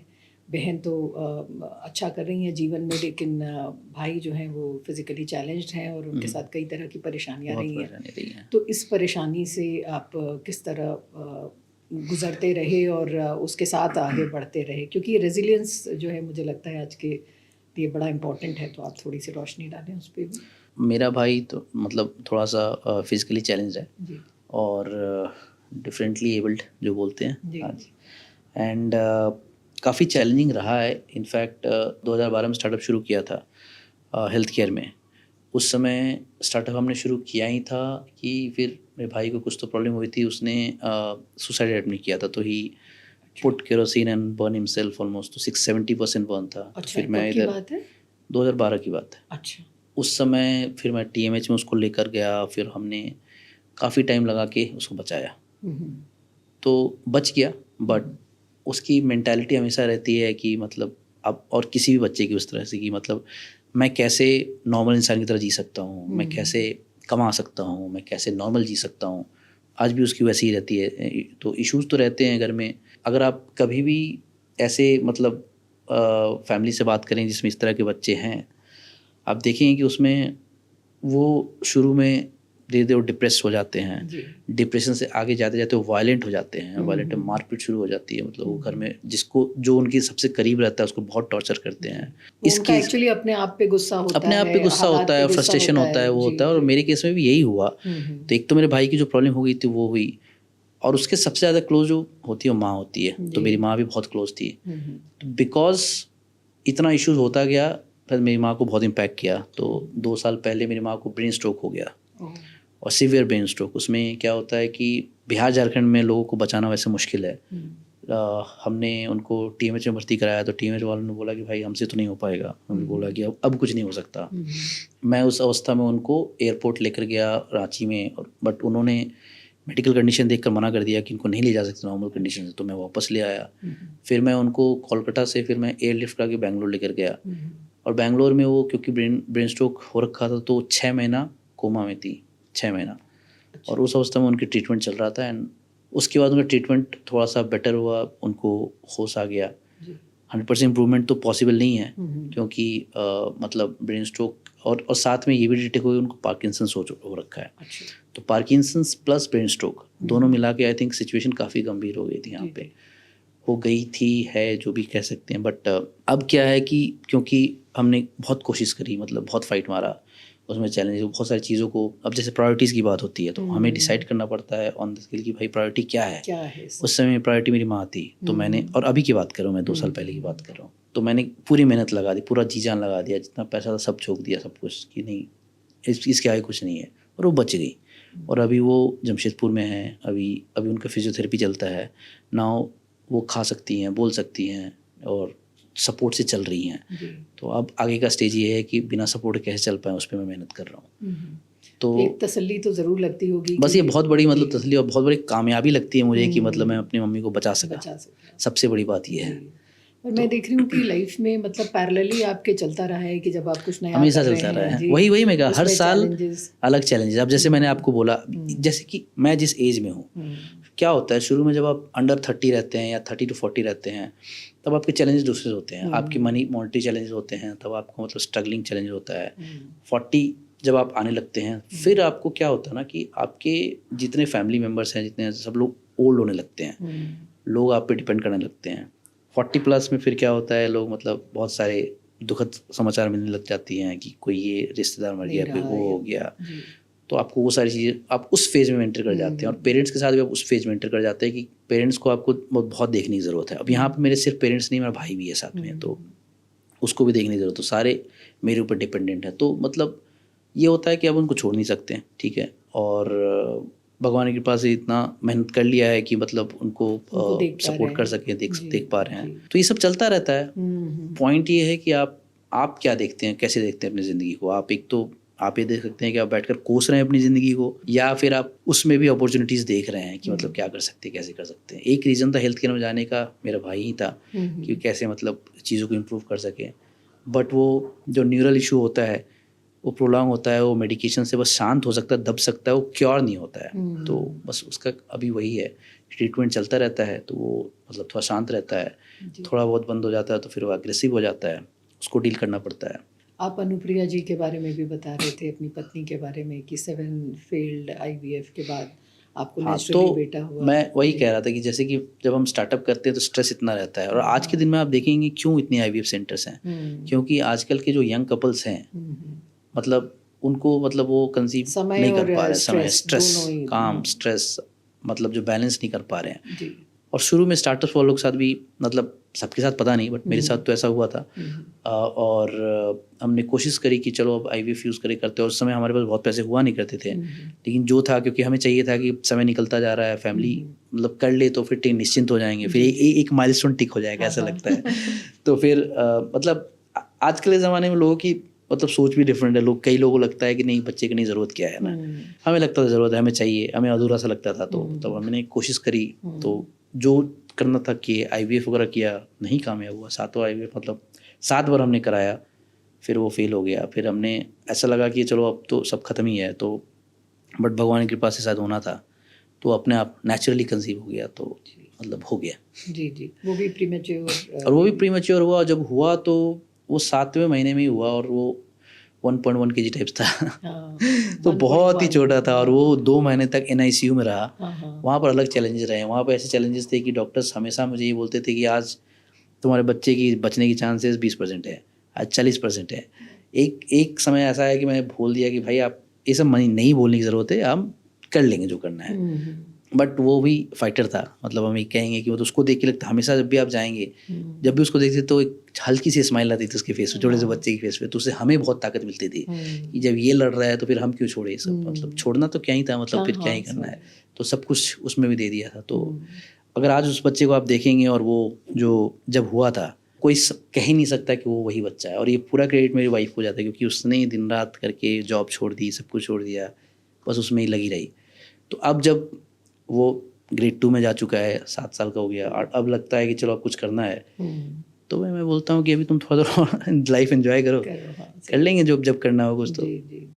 लेकिन मतलब मैं ये केवल सोच रही हूँ कि 2012 का आपके भाई का जो इंसिडेंट है और जो ये सारे IVF और तकलीफ़ें चलती रहीं, और उसके पैरेलल इधर आपकी एक प्रोफेशनल लाइफ चल रही है जहाँ पर आप जोजो को शुरू करते हैं और उसकी भी ग्रोथ का ये समय है। तो मानसिक रूप से ये इतना चुनौती भरा समय रहा होगा आपने, तो आपने कैसे कोप अप किया ये? देखिए, एक तो मतलब मैं वही बोलूँगा कि जब आप मेहनत करते हैं, और कई लोगों के लिए मैं ये कहूँगा कि कई लोग बोलते हैं कि लक सही नहीं था इसलिए कामयाब नहीं हो सका, इसलिए मिला नहीं, लेकिन मुझे लगता है कि जब आप मेहनत करते हैं तकदीर भी आपका साथ देती है। इसमें क्या था कि मेरे पार्टनर्स अच्छे थे जोजो डे में, ठीक है, तो मुझे काफ़ी सपोर्ट करते थे कि भाई तेरे को, तुम्हें समय चाहिए, ले ले समय, स्पेंड टाइम, फिक्स कर लो, फिर वापस आ जाना, जो कर लो। ये मेरे पार्टनर्स काफ़ी अच्छे थे, जिन्होंने मुझे काफ़ी मदद करी उसमें। मेरे दोस्त बहुत अच्छे थे, तो जब भी मुझे फाइनेंशियली कुछ ज़रूरत पड़ती थी मैं ले लेता था, फिर मैं वापस भी कर देता था समय समय पर, सबको वापस कर दिया। तकदीर से मुझे लोग अच्छे मिलते गए, लोग अच्छे जुड़ते गए। हाँ, और मुझे लगता है कि अच्छे बुरे हर तरह के लोग मिलते गए, लेकिन जो अच्छे लोग रहे वो रहे ज़िंदगी में, जो बुरे लोग नहीं हैं, और जो लोग नहीं रहे, ठीक है, मतलब सोचने की ज़रूरत नहीं है, तो वो उससे से निकलते गए। बट एक ही चीज़ था कि मतलब ये लगता था कि मतलब छोड़ तो कैसे सकते हैं, छोड़ तो सकते ही नहीं, कोई भी चीज़ छोड़ नहीं सकते थे। तो फिर यही लगता है कि मतलब बढ़ते जाओ, हो जाएगा। मैं फिर से वापस आपकी व्यक्तिगत ज़िंदगी पे ही बात करूंगी कि अनुप्रिया जी के साथ जो तकलीफ़ें आपने सही शुरुआती दौर में, अब जब उसी शहर में आप होते हैं और सक्सेस एक तरह से एंजॉय कर रहे हैं, कैसा लगता है? और क्या वो लम्हे होते हैं जो आप एक साथ बिताते हैं और याद करते पुराने दिनों? देखिए, ये बहुत ज़रूरी होता है कि मतलब जब आप हार्डशिप बोलते हैं, जो आप हार्डशिप के थ्रू जाते हैं, एंड देन उसी जगह पे फिर आप एक थोड़ा सा कामयाबी लेकर वापस जाते हैं, तो आप बहुत एंजॉय करते हो। मुझे याद है कि मतलब उसी रोड पे जब मुझे मेरी बीवी मतलब अनुप्रिया ने जब मुझे स्कूटी गिफ्ट करी थी, तो बारिश होती थी, बेंगलोर में बहुत बारिश होती थी, तो पीछे छतरी लेकर बैठी रहती थी। आज मैं उसी मतलब लग्जरी कार में उनको घुमाता हूँ, तो उनको बोलता हूँ देखो यही समय था और आज यही समय है। तो मैं उसको टीज़ भी करता हूँ, क्योंकि इसमें एक्चुअली जब शादी हुई थी, तो जब स्टार्टअप थी, मेरे पास छोटी कंपनी लिया था, तो अनुप्रिया की जो मम्मी थी, उन्होंने उन सबको बोला था यार वो IIT में कुछ भी कर लेगा, तुम अभी की नौकरी मत देखो। तो मैं टीज़ करता हूँ, देखो तुम्हारी मम्मी ने असली हीरे को समझा था, तुम लोग तो डिस्कार्ड कर दिए होते। तो हम लोग मजाक करते हैं, एंजॉय करते हैं उस समय को, कि मतलब जो बुरा समय था और जो अच्छा समय है, सब समय आता है आपके पास, आपको बस मतलब आपको जर्नी कंटिन्यू करनी होती है। तो प्रोफेशनल लाइफ में लाइक जोजो की जो जर्नी है आपकी, उसमें कौन सा ऐसा एक प्राउड मोमेंट रहा है जो आप बहुत चेरिश करते हैं? एक्चुअली बहुत सारा प्राउड मोमेंट रहा है, मतलब, और मैं अभी की बताऊंगा रिसेंटली जो हुआ है। अभी क्या हुआ कि जब 2022 में जब हमें इन्वेस्टमेंट मिला था, तो ये एक एक्विजिशन इन्वेस्टमेंट था, मतलब एक बड़ी कंपनी थी सिंगापुर बेस्ड, जिसमें उन्होंने गिफ्ट करके दी, उन्होंने हमें इन्वेस्टर के थ्रू इन्वेस्ट किया और अक्वायर कर लिया था मेजॉरिटी शेयर्स, मतलब मैक्सिमम, तो एक काइंड ऑफ एक्विजिशन ही था। लेकिन आज के दिन में हमने थोड़ा सा बेटर ग्रोथ दिखाया उनसे, हमने उस कंपनी को रिवर्स एक्वायर कर लिया। तो ये बहुत ही प्राइड मोमेंट है हमारे लिए, ये मोमेंट बहुत चेरिश करता हूँ मैं, बहुत प्राउडली सबसे शेयर करता हूँ कि हम ये कर पाए हैं, because of a strength, because of unity, मतलब जो हम लोग साथ रहे हैं और साथ कर पाए हैं। कम ऐसा हो पाता है, ऐसा कम होता है, बहुत कम होता है, लेकिन हम लोग किए। और भी बहुत सारी रही हैं जोजो डे में, मतलब जैसे हमने हर एक जीत जो होती थी कस्टमर को लाना, मतलब हम हर एक जीत को शुरू में बहुत एंजॉय करते थे।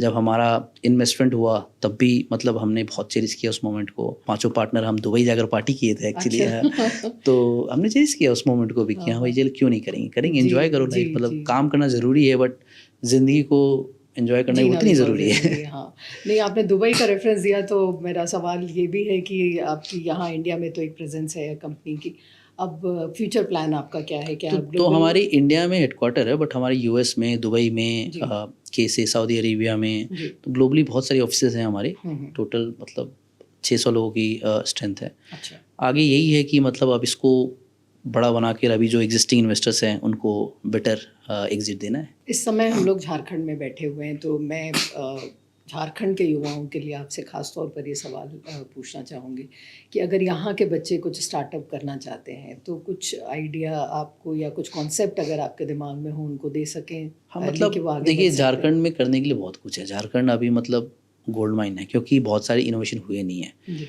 और जहाँ तक मुझे लगता है सरकार भी बहुत कोशिश कर रही है युवाओं को वापस बुला कर करने का और मतलब रोज़गार क्रिएट करने के लिए यहाँ पर। तो मुझे लगता है कि झारखंड और खासकर जमशेदपुर रहा है, बाद रहा है, मैन्युफैक्चरिंग हब रहा है बहुत सारी चीज़ों का, ठीक है। एंड इसमें छोटी छोटी स्मॉल स्केल इंडस्ट्रीज़ बहुत सारी बनी पड़ी हैं। तो एक सिंपल सा आइडिया ये हो सकता है कि अगर आप डिस्ट्रीब्यूशन चैनल खोल लें जमशेदपुर झारखंड में, जहाँ पे आप छोटे छोटे स्केल के कंपनीज़ का जो प्रोडक्ट है वो ग्लोबली आप पहुँचा सकें, तो ये बहुत बड़ा हेल्प होगा, राइट। दूसरा मुझे लगता है कि यहाँ पे बिहार हुआ या झारखंड हुआ, फार्म प्रोडक्ट्स वगैरह काफ़ी अच्छा होता है। आप वहाँ पे मतलब आज देखेंगे Tier 1 Tier 2 सिटीज़ में अच्छे प्रोडक्ट्स की बहुत वैल्यू है। मतलब अगर आप अच्छा आटा, अच्छा चावल ये दे सकें, डिलीवर करा सकें, बहुत वैल्यू है। लोग मतलब देने को रेडी हैं, पैसा देने को रेडी है। और इसी पे कितनी बड़ी बड़ी कंपनीज बन गई हैं। मतलब सिंपल आप बोलेंगे कि अनअडल्टरेटेड दूध को मतलब बेच के लोगों ने कंपनी बना ली है ना। यहाँ से भी आप वो कर सकते हैं, पूरा प्रोडक्ट जो है वो all over India and abroad आप बिल्कुल कर सकते हैं, ठीक है। अब जैसे आपने सुना होगा काफ़ी पॉपुलर हो रखा है, जैसे बिहार में मखाना की खेती हो रही है। मखाना पूरा ग्लोबली बहुत पॉपुलर हो गया है ना, सुपर फूड बन गया है, काफ़ी लोग पसंद कर रहे हैं। तो वो तो बिहार से ही गया है और तो कहीं से गया नहीं है। सेम यहाँ पर झारखंड में भी बहुत सारे प्रोडक्ट्स हैं जो आप मतलब ले जा सकते हैं। यहाँ पर जो आपका मिलेट्स को लेके काफ़ी काम हो रहा है। मिलेट्स को जो मतलब अलग अलग तरीके जो मिलेट्स हैं उसका प्रोडक्शन आप यहाँ कर सकते हैं एंड डिस्ट्रीब्यूशन चैनल बना सकते हैं। तो सबसे बड़ी बात है यहाँ से बाहर कैसे आप पूरे स्किल को प्रोडक्ट को ले सके, ठीक है। तीसरा सबसे बड़ा आइडिया ये है कि यहाँ इतना सारा मैन पावर है और अच्छे लोग हैं, रिसोर्सेज टेक में, नॉन टेक में, हर जगह। तो आईटी इंडस्ट्री काफ़ी बड़ी बन सकती है। तो मुझे लगता है कि जितनी बड़ी कंपनीज़ है, अगर एक यहाँ पे एक आईटी सेंटर बन जाए जो कंपनीज अपने एक्सटेंडेड टेक टीम को यहाँ बैठा सके, एक्सटेंडेड सपोर्ट टीम को यहाँ बैठा सके, तो वो एक बहुत बड़ा आइडिया बन सकता है। क्योंकि कॉस्ट कम है एंड लोग अच्छे हैं। अगर लोग अच्छे हैं, कॉस्ट कम है, तो आप वो सेंटर यहाँ बना सकते हैं, बिल्कुल, ठीक है। और बिल्कुल बहुत सारी कंपनीज जो है वो ये करना चाहेंगी। मतलब मेरे एक अच्छे दोस्त पेंटर हैं जो InMobi के फाउंडर हैं। InMobi ने अभी आई थिंक यूपी गवर्नमेंट के साथ टाई अप करके लखनऊ में InMobi का बहुत बड़ा ऑफिस खोला है, 500 लोग कैपेसिटी का। अगर झारखंड गवर्नमेंट इसमें साथ दे तो बहुत सारी कंपनीज मेरे को लगता है कि आना चाहती हैं। तो कुछ पॉलिसी चेंजेस या इस तरह की चीज़ें आप पॉलिसी तो मुझे लगता है कि चेंज किया है, लेकिन एग्जीक्यूशन में थोड़ी कमी लगती है मुझे, ठीक है। क्योंकि मैं देखता हूँ कि आईटी सेक्टर बनाने के लिए बहुत सारी बिल्डिंग्स बनी है, लेकिन वो सारी बिल्डिंग्स खाली पड़ी हुई हैं। यहाँ पे किसी को भी इन्विटेशन वैसा और सपोर्ट नहीं दिया गया। तो मुझे लगता है गवर्नमेंट को ये करना चाहिए कि पहले थोड़ा सा सपोर्ट करें एंड देन फिर उससे रेवेन्यू अपने आप जनरेट होने लग जाएगा, तो फिर आप उसको एंजॉय कर सकते हैं। क्योंकि आप सीधा आप अगर बोलेंगे कि नहीं पहले मुझे पैसे दो और ये करें, कोई भी कंपनी एक्सपेरिमेंट बेस पे तो नहीं करेगी। तो उनको फ़ायदा दिखेगा तो ही करेंगी। और तभी जाके बेंगलुरु, हैदराबाद, गुरुग्राम ये सब इतना बड़ा बन सका है। क्यों बना है? क्योंकि उसमें कंपनीज MNCs वगैरह आ रखी हैं, तभी तो बना है। और तभी तो वहाँ के पॉलिटिशियंस इतने अमीर हैं। वो सेम यहाँ भी हो सकता है बट सबसे ज़्यादा अमीर पॉलिटिशियंस किधर के हैं? कर्नाटका के हैं। अब देखेंगे तो अवसर बहुत है। उसको यूज़ करने के लिए राइट फ्रेमवर्क चाहिए, राइट फ्रेम ऑफ माइंड चाहिए। आपका कोई प्लान है झारखंड में किसी प्रकार का इन्वेस्टमेंट या जमशेदपुर तो के लिए? मैं क्या करता हूँ कि मैं भी वैसे ही करता हूँ। जो छोटे छोटे काम जो मेरी कंपनी में रहता है वो कंपनी के काम है यहाँ पर लोग कंसल्टेंट्स को हायर करके यहीं पे यहाँ पर देने की कोशिश करता हूँ। प्लस मैंने ये भी किया है कि बहुत सारे लोगों को मैं जानता हूँ जिसको मैं जो कंपनीज जिनमें मैं मेंटर करता हूँ, टेक मेंटरशिप प्रोवाइड करता हूँ, उनका जो टेक टीम है मैंने यहाँ बनवा दिया है। मैं बहुत सारी कंपनीज को मतलब प्रमोट करता हूँ कि आप अपना एक टेक बैकअप यहाँ पर बनाएं या सपोर्ट बैकअप यहाँ पर बनाएं। आई थिंक काफ़ी इकोनॉमिकली काफ़ी फ़ायदा रहता है। और लोग वही है, अब यही लोग हैं जो कि मतलब बेंगलोर में जाएंगे, जो कॉस्ट ऑफ लिविंग काफ़ी हाई है, उनका कॉस्ट काफ़ी बढ़ जाता है। अब सेम अगर यहीं रहेंगे तो आपका कॉस्ट खुद भी कम रहेगा, है ना। और आज रिमोट वर्क में ऐसा बहुत क्वेश्चनेबल है नहीं, पर रिमोट वर्क की बात भी नहीं है, क्योंकि यहाँ पर अगर आपका ऑफिस सेटअप है तो आप ढंग से और मैनेज उनको भी भी कर अपने सकते घर हैं। या फैमिली के साथ बस, रहने का मौका भी मिल जाएगा। बिल्कुल तो बिल्कुल, ये दोनों तरफ से विन विन दोनों तरफ से विन सिचुएशन होगा। बढ़िया। और ये हो रही हैं चीज़ें थोड़ी जी, थोड़ी जी। चीज़ें। आप जैसे देखेंगी जयपुर, इंदौर, ये ऑलरेडी मतलब ये पहुंच चुकी है उस लेवल पे जहाँ जी। पे स्टार्टअप्स वगैरह कल्चर शुरू हो चुका है। जयपुर वगैरह में आप हाँ, देखेंगे इंदौर तो में भी बहुत ज़्यादा बहुत सारा शुरू हो चुका है। तो ये मतलब ऐसा नहीं है कि कुछ नया चीज़ है, लेकिन ये हो रहा है। जमशेदपुर जमशेदपुर को, रांची आगे को आना चाहिए, आगे रांची आने को। के लिए जी। मतलब ये सरकार का सपोर्ट बहुत ज़रूरी है। आखिरी सवाल कि जो अपकमिंग इनोवेटर्स हैं, स्टार्टअप को शुरू करना चाहते हैं, एंटरप्रेन्योर बनने का ख्वाब देख रहे हैं, उनके लिए आपका क्या मैसेज है? आप क्या चाहते हैं कि किस तरह से अपने आप को तैयार करें और फिर उस तैयारी के साथ आगे बढ़ें? देखिए, बहुत बहुत सिंपल सवाल है। आपको मतलब क्या वैल्यू प्रोवाइड कर रहे हैं अपने मतलब प्रोडक्ट या सर्विस के थ्रू, वो समझना बहुत ज़रूरी है। सो बेसिकली क्या होता है कि मैंने बहुत लोगों को देखा है, बहुत बच्चे हैं आते हैं, वो as a me too movement में आते हैं कि मतलब चलो ये लोग कर रहे हैं तो मैं भी करके देखता हूँ। अच्छा। वैसे नहीं होता है। मतलब अगर आपके पास एक प्रोडक्ट ऐसा नहीं है, एक कॉज ऐसा नहीं है जिसे आप शुरू करते हैं, जिसको आप देखकर एक्साइट होते हैं, एक कॉज ऐसा नहीं है जिसके लिए आप एक कस्टमर नहीं बना सकते हैं, तो प्रोडक्ट वैसे भी नहीं चलेगा और आपको करने की ज़रूरत नहीं है। मतलब आज के ज़माने में क्या है कि बहुत सारी कंपनीज ऐसी बन गई हैं कि आपको कोई ज़रूरी नहीं कि आप स्टार्टअप करें। आप स्टार्टअप जो कर चुका है, बहुत सारे फंडिंग रेज कर चुके हैं, आप उसके साथ जुड़ जाइए शुरू में, तो आप वैसे ही उसके साथ ग्रो करेंगे, तो आपको वही एक्सपीरियंस मिलेगा जो आपको खुद के एक्सपीरियंस करेंगे, बट आपको उसके साथ पैसे भी मिलेंगे, वो एक और एक्सपीरियंस भी मिलेगा कि कैसे स्टार्टअप चलता है। दूसरा ऑप्शन है कि अगर आप स्टार्टअप कर रहे हैं, कौन सा बड़ा कॉज पकड़ के आप कर रहे हैं, क्या सॉल्व करने की कोशिश कर रहे हैं, वो क्लैरिटी होनी बहुत ज़रूरी है। और थर्ड, एक टीम बनानी बहुत ज़रूरी है जो कि इस सारे कॉज को एक साथ मतलब विश्वास करता है, बिलीव करता है और उस पर काम करें। अगर आप देखेंगे आजकल फंड्स और पैसे, फाइनेंशियल सिचुएशन बहुत बेटर हो गई है और बहुत लोग हैं मदद करने के लिए। इतने सारे एंजल नेटवर्क्स है, इतने सारे वीसी फर्म्स हैं। इनफैक्ट लोग फैमिली हाउस से भी बहुत डिपेंड करते हैं, फ्रेंड्स से बहुत ज़्यादा ले लेते हैं। मतलब economically it's lot more better. जब मैं 2008-10 में कर रहा था उससे तो मतलब लाख गुना बेटर है कि मतलब अभी आपको पैसे मिलने तुरंत मिल जाएंगे। कई लोगों को आइडिया में पैसे मिल जाते हैं। अगर एक फाउंडर है जो 2-3 स्टार्टअप कर चुका है, लोग उस पर पैसे पहले डाल देंगे, उसका प्रोडक्ट बाद में बनेगा। पर अगर आप फर्स्ट टाइम फाउंडर हैं तो आपको एक बेसिक प्रोडक्ट बनाना ज़रूरी है, आपका वैलिडेशन होना ज़रूरी है मार्केट में कि भाई वो मार्केट कितना बड़ा है, मार्केट में आपका प्रोडक्ट यूटिलिटी है कि नहीं है, पेइंग कस्टमर है कि नहीं है, ठीक है। और उसके बाद फिर आपको पैसे आराम से सरकार भी काफ़ी तरह की ग्रांट्स दे रही है, सरकार बहुत सारी ग्रांट्स दे रही है। अब उसका आप फ़ायदा उठाने के लिए थोड़ा मेहनत करना पड़ता है। सरकार की ग्रांट से तो टाइम भी लगता है, लेकिन आपको सपोर्ट तो है। मतलब एटलीस्ट ग्रांट दे रही हैं, पैसे दे रहे हैं, जगह दे रही है। लड़कियों के लिए भी अभी खास एक स्कीम आई है, लड़कियों के लिए वुमेन एंटरप्रेन्योरशिप के लिए बहुत ज़्यादा मतलब ये है। और मुझे लगता है वुमेन एंटरप्रेन्योरशिप में बहुत ज़्यादा सपोर्ट मिल रहा है, not just from government but private institutions also. मतलब गूगल से लेके, अमेजोन से लेके, माइक्रोसॉफ्ट से लेके, ये लोग भी बहुत मतलब क्रेडिट्स देते हैं इन स्टार्टअप्स को। तो अभी इकोसिस्टम बहुत अच्छा डेवलप हो चुका है। अगर आपको स्टार्ट करना है तो बिल्कुल करिए with a vision, not with something कि भाई चलो मेरे को पैसे कमाने हैं या मेरे को 2-3 साल में एग्जिट करना है। ये नहीं होना चाहिए। You should be playing a long term game, not a short term game. लंबा खेलिए, छोटा खेलने की कोई फ़ायदा है नहीं, क्योंकि सामने वालों को भी समझ में आ जाता है कि हाँ ये मतलब छोटे टर्म के लिए आ रहा है, पैसे निकाल के निकल लेगा। ऐसे ही बहुत हुए हैं। मतलब पिछले 2-3 साल में आप देखेंगे बहुत सारे इन्वेस्टमेंट हुए हैं जो कि बर्बाद गए हैं। वो कई बार होता है कि आप 10 में आप बेट लगाते हैं तो एक सही होता है, 9 आपका मतलब बेकार हो जाता है। तो इन्वेस्टमेंट गेम भी थोड़ा बहुत रिस्की गेम है, बट लेकिन वो जो एक देता है वो अच्छा देता है। बट वो एक वही होता है जिसका विजन क्लियर होता है, जिसका प्रोडक्ट सही होता है, जो कस्टमर लेकर आता है। जो फेल हुए हैं 9, उनमें आप क्या मुख्य रूप से कारण देखते हैं? देखिए, एक तो मुझे लगता है कि वो जो फेल भी हुए हैं ना, उनका बस प्रोडक्ट फेल होता है। उसमें से 50% या 60% जनता वापस से दूसरा प्रोडक्ट बना के शुरू कर लेते हैं, ठीक है। तो कारण बस यही होता है कि हो सकता है वो समय गलत है उनका, उस प्रोडक्ट का वो जगह गलत है, या उन्होंने कस्टमर गलत भी एक्सपीरियंस किया है 2 स्टार्टअप के बाद। तो उनका हो सकता है कि जिस कस्टमर को उन्होंने चूज़ किया होगा वो गलत है उस प्रोडक्ट के लिए।